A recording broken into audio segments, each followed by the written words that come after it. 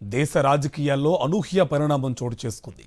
భారత ఉపరాష్ట్రపతి జగదీప్ ధన్కడ్ సంచలన నిర్ణయం తీసుకున్నారు. తన పదవికి రాజీనామా చేస్తున్నట్టు ప్రకటించారు. ఈ మేరకు సోమవారం రాష్ట్రపతికి రాజీనామా లేఖను పంపించారు. ఉపరాష్ట్రపతి జగదీప్ ధన్కడ్ సంచలన నిర్ణయం తీసుకున్నారు. ఉపరాష్ట్రపతి పదవికి ఆయన రాజీనామా చేశారు. అనారోగ్య కారణాల వల్ల రాజీనామా చేసినట్లు జగదీప్ ధన్కడ్ వెల్లడించారు. తన రాజీనామా లేఖను రాష్ట్రపతికి పంపారు.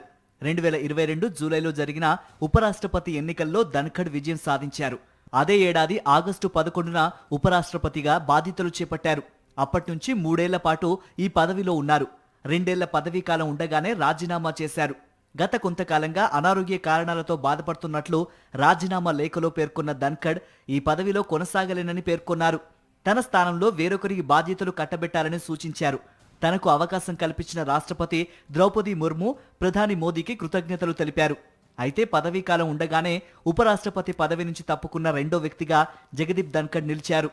1990-91 మధ్య కేంద్ర మంత్రిగా ఉన్న జగదీప్ ధన్కడ్ 2003లో బీజేపీలో చేరారు. 1979 నుంచి 90 మధ్య రాజస్థాన్ హైకోర్టు లాయర్గా ఉన్నారు.